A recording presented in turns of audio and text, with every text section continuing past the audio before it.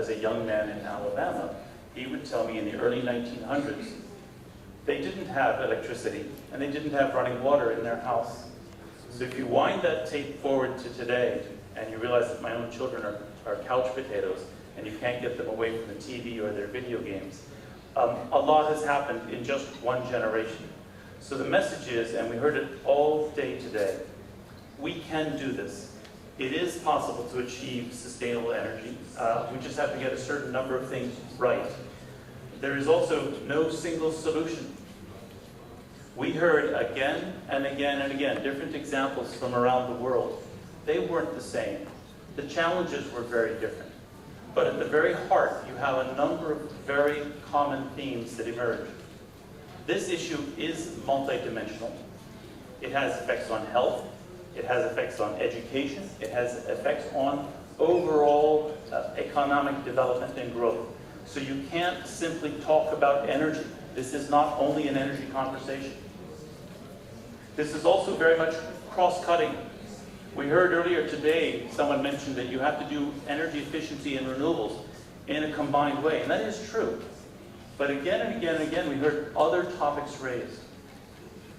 This is a cross-cutting topic. Every fuel and every technology has got its role to play. We do have to take a broader systems perspective when we look in the future. And when we start talking about sustainable energy, what is the sustainable energy system of the future, and how are we going to get there? The whole conversation about cities is absolutely in this area. The mayors who've got to be integrating all of the different challenges that they face. There's some discussion about how do we integrate environment and transport and housing, etc., etc. You cannot have a single conversation. It's a lot of conversations happening all at the same time. So I'd like to come back and say, excuse me, but what was the question? What were we trying to answer? How do you define success? When we talk about all of the indicators, are we asking ourselves, are we looking at the right corner? Are we asking ourselves the right questions?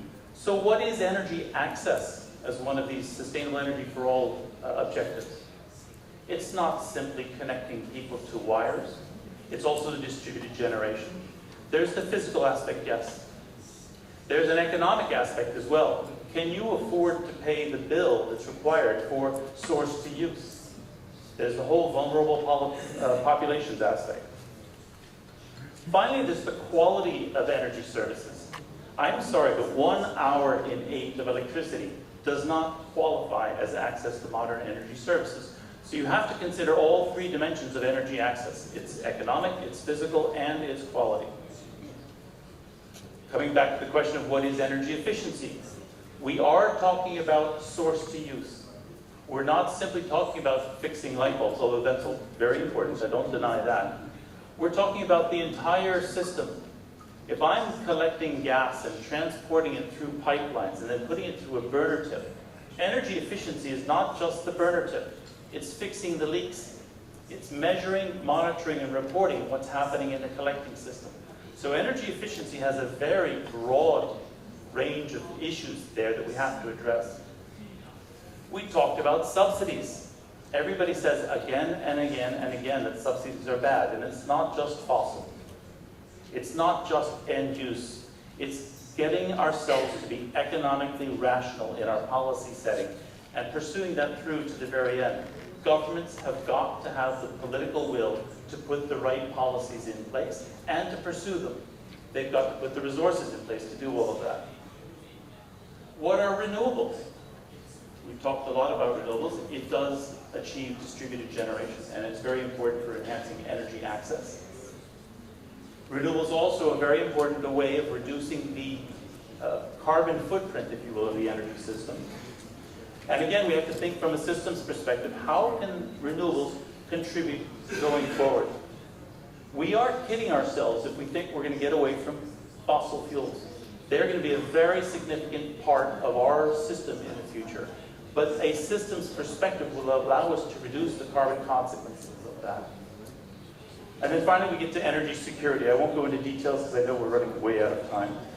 In the end, for all three of those points, we've got to get the right investment framework conditions.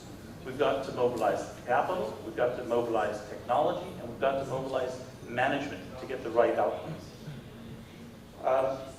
It's striking the commonality of the challenges that we face. Even if you've got wealthy regions and less wealthy regions, developing regions, the challenges that we face are common at different stages of our evolution.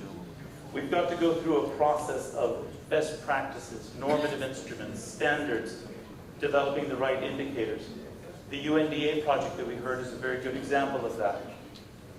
We need strong commitment from all of the stakeholders. It's the private sector, it's government, it's NGOs, it's the people who've got to be committed at every step to enable the politicians to take the decisions they need in order for us to achieve a sustainable outcome. We have to use the money well, we have to use all of our resources well. That's an area of efficiency I think we could work on enormously. I want to finally be an optimist, and it's on the role of technology. And if you look at the picture we've got behind these, the panelists, there is a lot of development in the technology area. We've got to have the right long vision, and this was raised with the example from Tunisia, have a long vision, segmented, and be able to implement the right outcomes. That's the way you're going to get the right results from a long-term effort. There is not one size fits all. You have to have solutions for local conditions. That's policy, that's technology, that's fuel mixes.